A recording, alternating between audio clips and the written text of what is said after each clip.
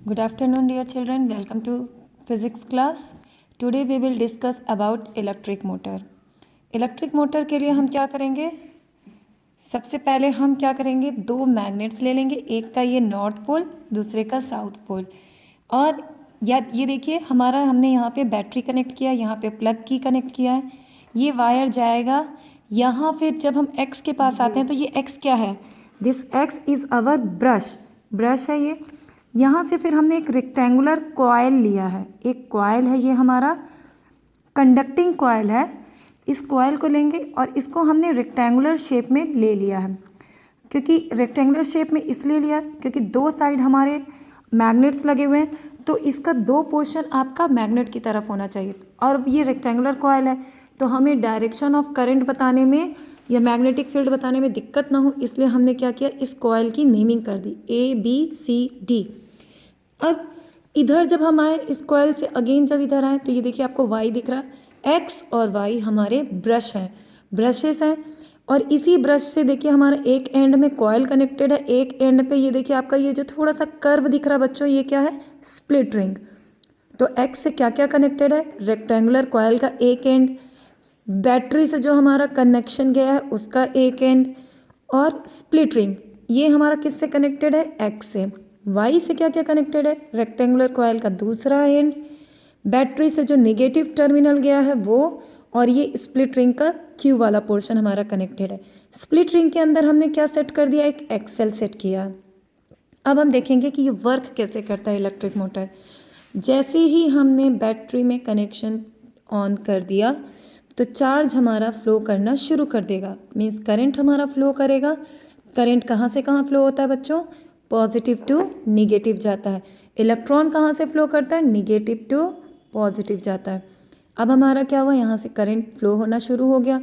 Flow होते हुए कहाँ तक आया, ब्रश तक आया। ब्रश से क्या हुआ, यहाँ पे स्प्लिट रिंग है, along with this split ring अब वो आगे जाएगा क्योंकि उसको एक कंडक्टिंग कॉइल मिल गया। तो जब वो कॉइल तक गया, A और B के पास गया। मैंने आप लोगों को पहले भी बताया बच्चों कि जब भी हम किसी भी कंडक्टिंग वायर से करंट पास करते हैं तो करंट पास करने से क्या होता है, वो कंडक्टिंग वायर आपका उसमें कुछ मैग्नेटिक इन्फ्लुएंस आ जाता है and it starts behaving like a magnet, वो मैग्नेट के जैसे एक्ट करने लगेगा। अब इसके यहाँ पे नॉर्थ पोल है, अब ये नॉर्थ पोल है, ये भी मैग्नेट हो गया, इधर भी मैग्नेट है। तो अब हम देखेंगे कि आपका मैग्नेटिक फील्ड किधर जा रहा है और आपका जो फोर्स है वो किधर जाएगा।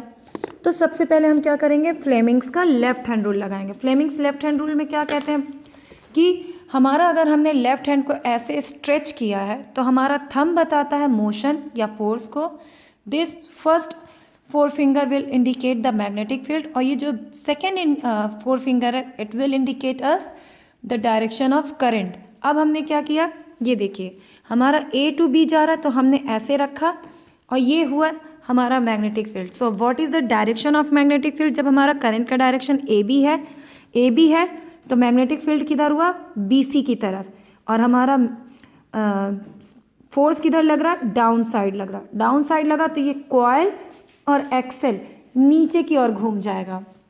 कॉइल तो हमारा नीचे की ओर घूम गया, बट इसी दौरान हमारा जो करंट है वो स्टॉप थोड़ी ना होगा, वो तो कंटिन्यूस फ्लो करेगा। तो करंट हमारा B से होते हुए कहाँ गया, CD पर। जब CD में करंट आया तो उसके बगल में फिर से मैग्नेट है, और हमने क्या देखा, अब हमारे करंट का डायरेक्शन क्या हो गया, नीचे की ओर। Again we will apply Fleming's left hand rule. Now we will check the direction of force, किस तरफ हमारा फोर्स लग रहा है। ये रहा हमारा current, so what is the direction of magnetic field, ऐसे गया, this is the direction of magnetic field.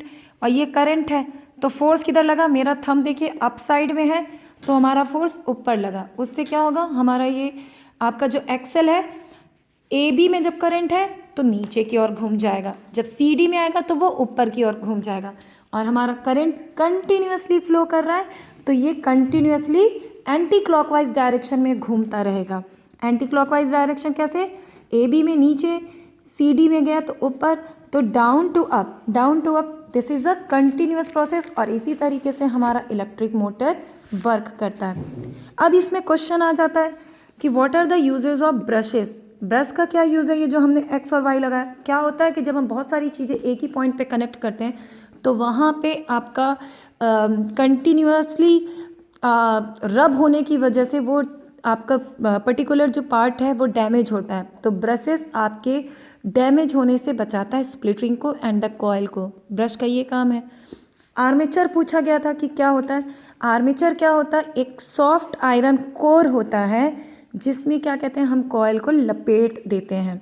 और जब हमने उसमें कॉयल को लपेटा, कॉयल को लपेटने के बाद जो आपका सॉफ्ट आयरन कोर है वो कहलाता है आर्मेचर। यानी armature is a combined name for the soft iron core along with the coils wounded on it.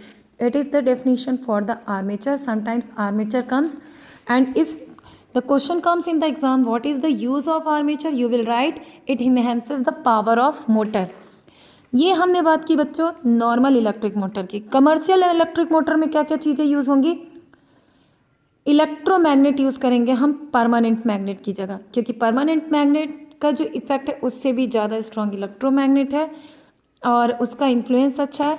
So we will use electromagnet because उसको हमको मेंटेन करना भी इतना ज़्यादा डिफिकल्ट नहीं है। As we pass the current the magnet will get affective, ठीक है, sorry effective. So we will use electromagnet in place of permanent magnet. Second, commercial motors में क्या है, मैंने आपको एक बार और बहुत पहले बताया था कि किसी भी कॉइल में जितना ज़्यादा हम किसी भी आयरन कोर पे हम जितना ज़्यादा कॉइल्स को लपेटते हैं, कंडक्टिंग वायर्स को, उतनी ज़्यादा उसकी पावर बढ़ जाती है। सोलेनॉइड में बताया था सोलेनॉइड का इफेक्ट कैसे ज़्यादा होता है, जब उसमें नंबर ऑफ टर्न्स हम बढ़ा देते हैं तो वो ज़्यादा इफेक्टिव हो जाता है। So here also in the case of commercial motor, इसमें भी हम नंबर ऑफ टर्न्स की बात करेंगे। अगर ज़्यादा नंबर ऑफ टर्न्स कहाँ यूज़ करते हैं, कंडक्टिंग वायर का। And the third one is armature का यूज़ करते हैं। आर्मेचर क्यों यूज़ करते हैं, क्योंकि मोटर का पावर बढ़ जाएगा और यही तो हमें कमर्शियल में चाहिए। हमें ज़्यादा काम करना होता है तो हमको चाहिए कि मोटर की पावर बहुत ज़्यादा स्ट्रांग हो। That is why we will use the armature in the electric commercial motor. This is all about electric motor. Our next topic is electromagnetic induction. Till then, watch the video for the electric motor. Thank you, children.